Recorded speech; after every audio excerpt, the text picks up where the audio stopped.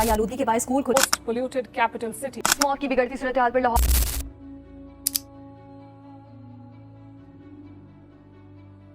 لاہور میں اسموک پھیلنے کی آخر کیا ریزن ہے؟ فوگ اینڈ اسموگ میں ڈفرینس کیا ہے؟ AQI انڈیکس کہتے کسے ہیں؟ ہوا میں پانی کے چھوٹے ذرات موجود ہوتے ہیں. جب موسم ٹھنڈا ہو جاتا ہے تو یہ ذرات جم جاتے ہیں جس کو فوگ کہا جاتا ہے. Sulphur oxide and nitrogen oxide جو گاڑی کے انجن میں پیٹرول کے کمبسچن سے ہوا میں خارج ہوتے ہیں.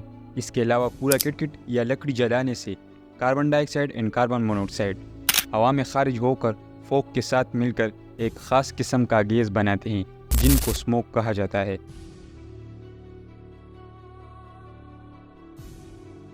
سال 1952 میں لندن میں ہسٹری کا سب سے ایک خوفناک اسموگ آیا تھا.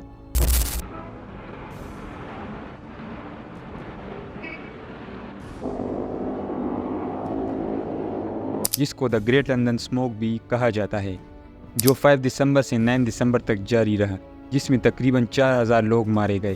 اس انسیڈنٹ کے تقریباً 4 سال بعد 1956 میں UK کے پارلیمنٹ میں کلین ایئر ایکٹ پاس کیا گیا جس کے تحت دھواں چھوڑنے والوں فیکٹری کے لیے ایک خاص حد مقرر کی گئی. اس نے مختلف نیوز چینلز پر ورڈ AQI سنا ہوگا لیکن اس پر غور نہیں کیا ہوگا کہ آخر AQI کا مطلب کیا ہے. AQI جس کا ایبریشن ایئر کوالٹی انڈیکس ہے جو ہوا میں اسموک کی میئرمنٹ کے لیے یوز ہوتا ہے. AQI کی مختلف اسکیل ہے. اگر AQI کی اسکیل 0 سے 50 تک ہو اس کا مطلب ہوا کی کوالٹی گڈ ہے. اگر AQI اسکیل 50 سے 100 تک ہو اس کا مطلب ہوا کی کوالٹی ماڈریٹ ہے. اگر AQI اسکیل 100 سے 200 تک ہو اس کا مطلب ہوا کی کوالٹی انہیلدی ہے. اس میں بغیر ماسک کے سانس لینا نقصان دہ ہے. اگر AQI اسکیل 200 سے ابو ہو اس کا مطلب ہوا کی کوالٹی ہیزارڈیس ہے جس میں ایک سانس لینا 20 سگریٹ کے برابر ہے. لاہور میں اسموک کے حالات دن بدن خراب ہو رہے ہیں جس کے کئی وجوہات ہیں. لاہور میں گاڑیوں کی تعداد 6.2 ملین ہے جس میں 4.2 ملین موٹر سائیکل ہے جس سے روزانہ کے حساب سے کئی زہریلی گیسیں ہوا میں شامل ہوتی ہے. اس کے ساتھ ساتھ پاکستان میں لاہور اور انڈیا میں اسٹیٹ پنجاب جس میں کئی فصلیں جلائی جاتی ہے. ان فصلوں کے جلنے سے مختلف زہریلی گیسیں ہوا میں شامل ہو کر اسموک کا سبب بنتی ہے.